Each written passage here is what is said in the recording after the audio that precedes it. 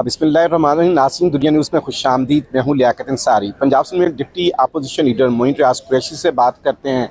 कुरैशी साहब, आज आपने काफ़ी अरसे बाद अपने लीडर का दीदार कर लिया। तस्वीर ही सही, देखा तो सही उन्हें।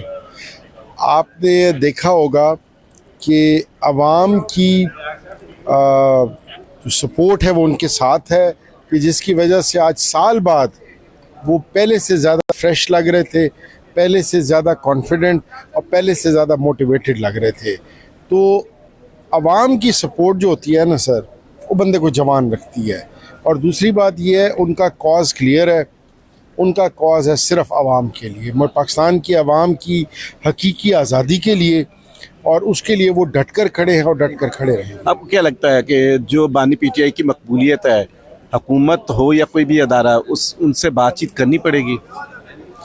देखिए, मैं आपको एक बात कहूँ ना, मैं फिर वही बात कहूँगा जो मैंने पहले भी कई दफ़ा कहा, कि जो पॉपुलर सपोर्ट होती है ना पब्लिक की और आवाम की, उसके बगैर लीडरशिप नहीं होती। और जब लीडरशिप होती है वो विजन देता है। ये इनको बैठकर खान साहब से बात करनी पड़ेगी, क्योंकि जब तक ये मुल्क पॉलिटिकली स्टेबल नहीं होगा, इसके इकनॉमिक मसाइल चलते रहेंगे। इनको ख़ुद बात करनी पड़ेगी खान साहब से। पर खान साहब ने असूल ले किए हुए हैं। उनका जो चोरी किया गया मैंडेट है, उसके बारे में सबसे पहले बात हो, ठीक है जी।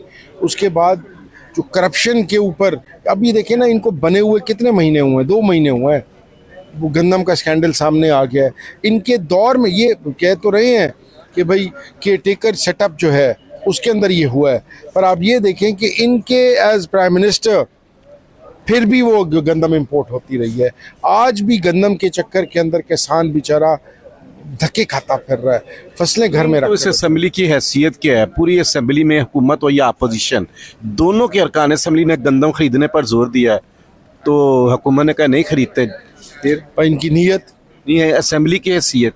नहीं, असेंबली की हैसियत तो ये है ना कि असेंबली उस चीज़ को बार बार बावर करा रही है। देखिए ना, सिर्फ अपोजिशन ने मुतालबा किया हो तो बात समझ में आती है कि हुकूमत क्यों बात माने अपोजिशन की।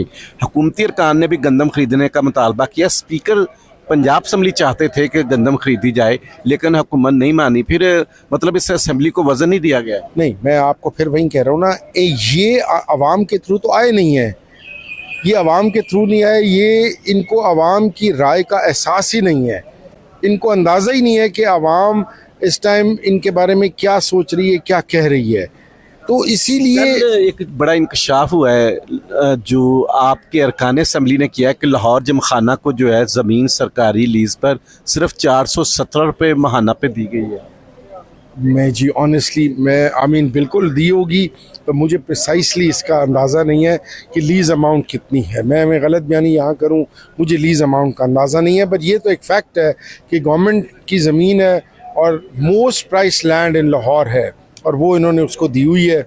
और हुकूमत दावा कर रही है कि मरियम नवाज़ छा गई हैं, मसाइल के मसाइल हल किए जा रही हैं। 5 साल की पुरानी हुकूमत में जो तबाहियाँ की थी वो उसको ठीक कर रही हैं। अभी मरियम छा गई हैं जी टिकटॉक के ऊपर, नंबर 1। नंबर 2, बीबी मरियम छा गई हैं कि जो उन्होंने मसाइल के अंबार लगा दिए हैं आवाम के लिए, लोगों के लिए। और अगर इस लिहाज से देखा जाए तो वो छा गई हैं। बाकी सर गवर्नमेंट नामी चीज़ है ही नहीं, गवर्नमेंट नामी चीज़ है ही नहीं।